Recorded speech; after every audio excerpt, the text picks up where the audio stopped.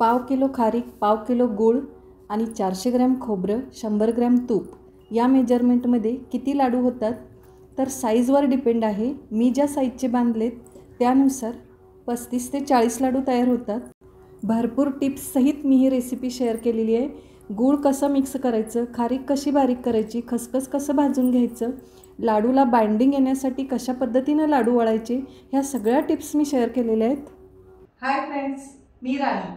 आज मी आपल्याबरोबर winter special खारीक लाडू किंवा ड्रायफ्रूट लाडू किंवा डिंक लाडू ही रेसिपी मी शेअर करते आहे. हिवाळ्यामध्ये शरीराला उष्णता देणारे पदार्थ खाल्ले जातात, त्याच्यामुळं खारीक लाडू तर आवर्जून खाल्ले जातात. बोनसाठी, हेल्थसाठी भरपूर बेनिफिट्स आहेत. जाडबुडाची कढाई घ्यायची आहे आणि सगळ्यात आधी खसखस भाजून घ्यायचं आहे. खसखसच का पहिला भाजायचं, तर एकदा कढाईला ताव आला आणि त्यात आपण जर खसखस घातली तर ते पटकन करपू शकतं.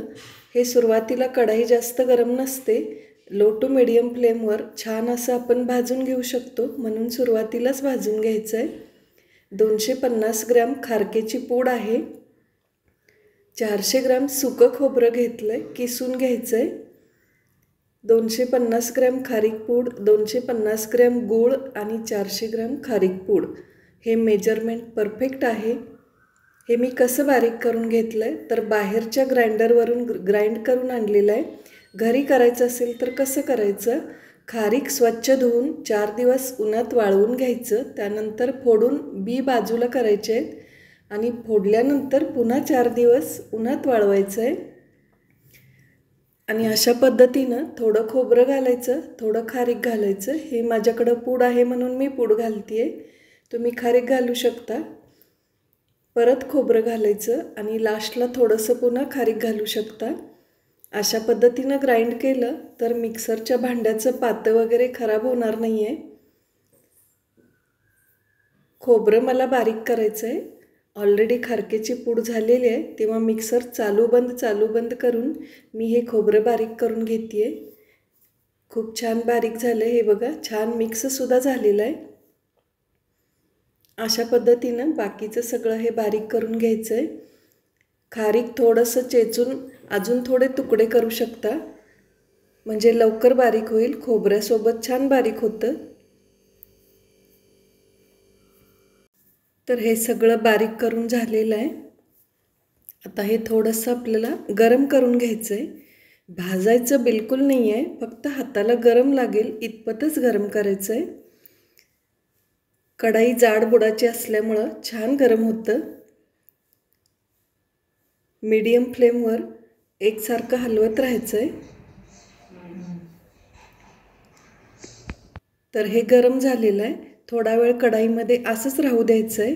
थोड्या वेळानंतर दुसऱ्या एका भांड्यामध्ये काढून घ्यायचं आहे.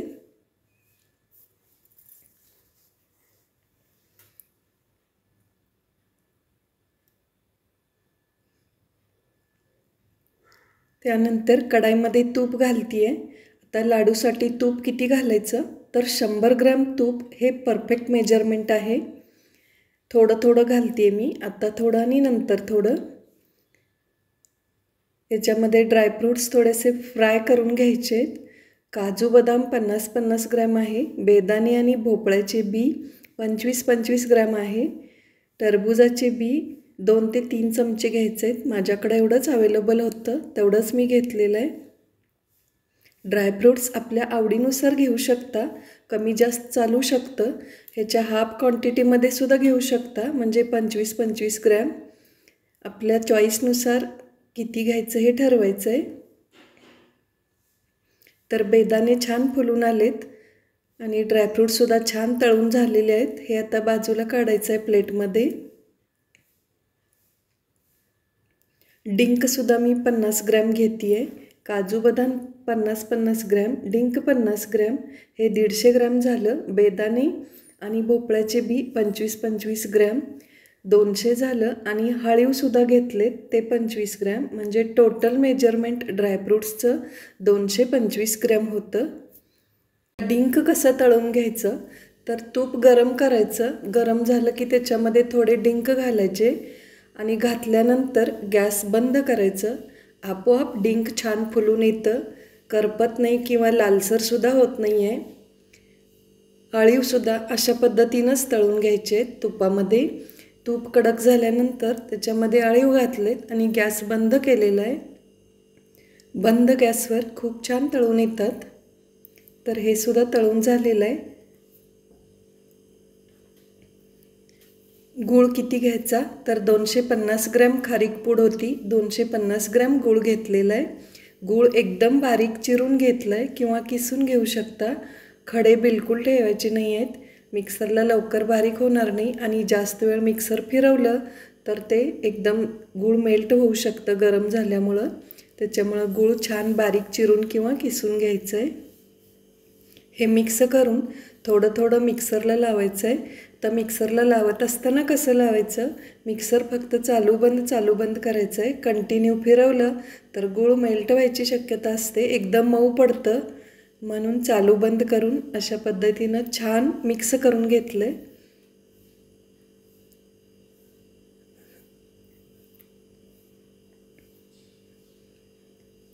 खूप छान असं गूळ मिक्स झालेलं आहे. ड्रायफ्रूट्स आता एकतर असंच घालू शकता किंवा थोडंसं त्याला ग्राइंड करूनसुद्धा घालू शकता. मी या ठिकाणी थोडंसं ग्राइंड करते आहे, म्हणजे ड्रायफ्रूट्सची भरड करून घ्यायची आहे. डिंकसुद्धा घालते आहे. यावेळीसुद्धा मिक्सर चालू बंदच करायचं आहे, तरच त्याची भरड होते. कंटिन्यू फिरवलं गेलं तर त्याची पूड होते आणि आपल्याला पूड नाही करायची आहे. हे बघा भरड झालेली आहे, खूप छान झालेलं आहे.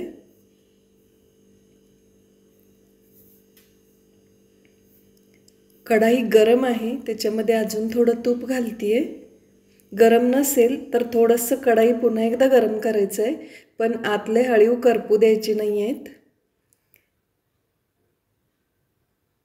आता गरम कढाईमध्ये खारीक खोबऱ्याचं आणि गुळाचं मिश्रण घालायचं आहे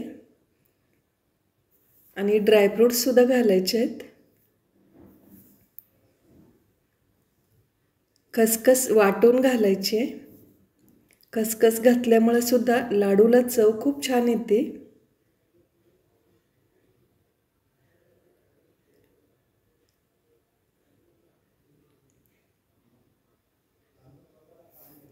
यानंतर थोडीशी वेलची पूड घालते आहे. या ठिकाणी हवं तर सुंठ पावडर घालू शकता, सुंठ पूड, किंवा थोडंसं जायफळ घालू शकता. आपल्याला जे फ्लेवर आवडतं ते तुम्ही घालू शकता.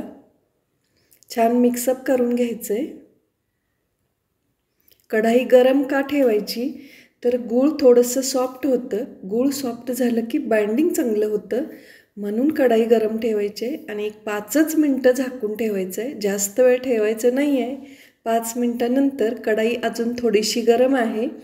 गरम असतानाच हे लाडू वळून घ्यायचे आहेत. ते सुद्धा गूळ सॉफ्ट असतं म्हणून बाइंडिंग चांगलं होतं, म्हणून गरम असताना लाडू वळून घ्यायचे आहेत. खूप छान असे लाडू वळून तयार झालेले आहेत. हे बघा, या साईजचे बनवले तर 35 ते 40 लाडू होतात. थोडेसे मोठे बनवले तर कमी होऊ शकतील, अजून छोटे बनवले जास्त होऊ शकतील.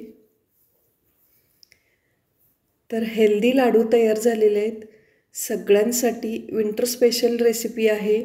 रोज एक लाडू खाल्ला तर नखापासून केसांपर्यंत सगळ्याच गोष्टींसाठी बेनिफिट्स भरपूर आहेत. रेसिपी नक्की ट्राय करा, करून बघा. काही शंका असतील तर कमेंट बॉक्समध्ये विचारू शकता. रेसिपी आवडली तर लाईक करा, शेअर करा, सबस्क्राईब करा आणि हाईप करायला विसरू नका.